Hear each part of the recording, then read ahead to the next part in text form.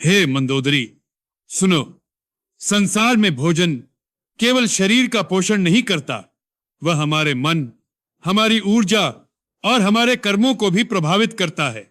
विशेष रूप से वह अन्न जो प्रसाद कहलाता है, वह केवल भोजन नहीं, देवताओं के आशीर्वाद का स्वरूप होता है। इसीलिए प्रसाद को सदैव पवित्र माना गया है। परंतु वही प्रसाद यदि गलत व्यक्ति से ग्रहण कर लिया जाए तो वही आशीर्वाद अभिशाप बन सकता है। हे मंदोदरी, हर पराया व्यक्ति आपके हितैषी हो यह आवश्यक नहीं।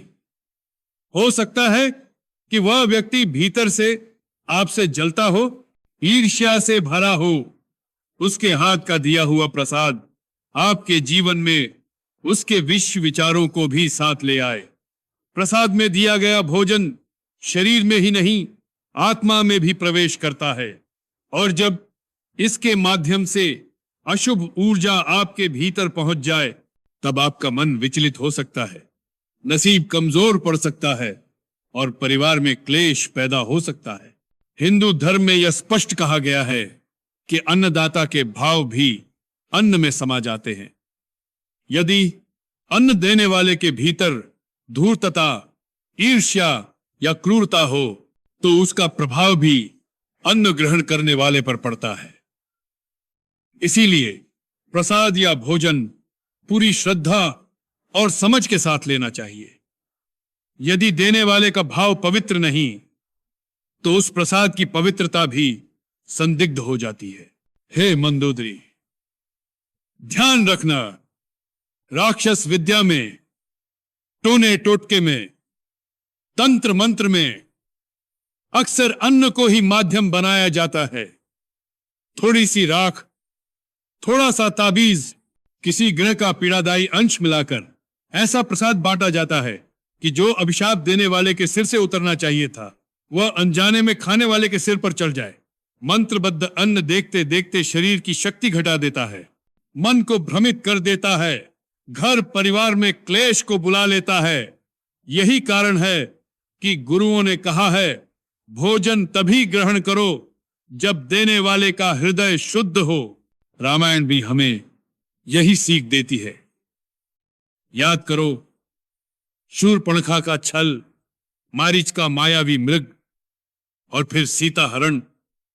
पराया दिया हुआ कोई भी उपहार, कोई भी वस्तु, चाहे वह कितना ही आकर्षक क्यों न हो, उसका उद्देश्य शुद्ध हो यह आवश्यक नहीं।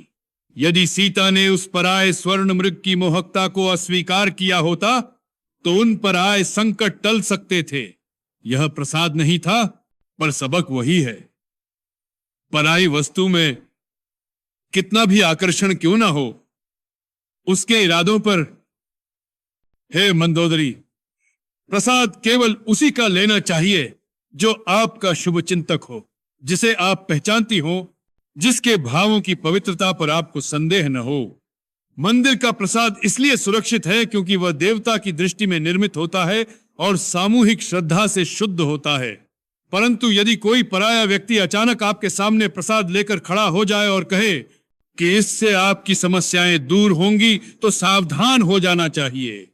हो सकता है जिस ग्रह पीड़ा से वह छुटकारा पाना चाहता है वही ग्रह आपकी किस्मत पर चढ़ जाए। जिस संकट से वो बचना चाहता है वही संकट आपके जीवन में प्रवेश कर जाए। प्रसाद में विश्वास होना चाहिए, पर उस व्यक्ति में भी होना चाहिए जो आपको दे रहा है। व्यक्ति शुद्ध नहीं तो प्रसाद अशुद्ध, भाव शुद्ध नहीं तो आशीर्वाद नहीं, दृष्टि शुद्ध नहीं तो प्रसन्नता नहीं, केवल क्लेश मिलेगा। हे मंदोदरी, मैं रावण स्वयं जानता हूं। शक्ति का उपयोग लोग भलाई और बुराई दोनों के लिए करते हैं। इस संसार में मुस्कुराकर दिया गया प्रसाद भी कभी कभी आपकी कमजोरी खोजने का हथियार बन जाता है। इसीलिए किसी भी अनजान व्यक्ति से प्रसाद लेना मूर्खता है। धर्म यह नहीं कहता कि हर किसी पर शक करो, पर यह जरूर कहता है सबसे पहले अपने कल्याण का ज्ञान रखो। याद रखो, अन्न केवल पेट में नहीं जाता, वह भाग्य में भी उतरता है। अच्छा अन्न, अच्छा कर्म, बुरा अन्न बुरा परिणाम।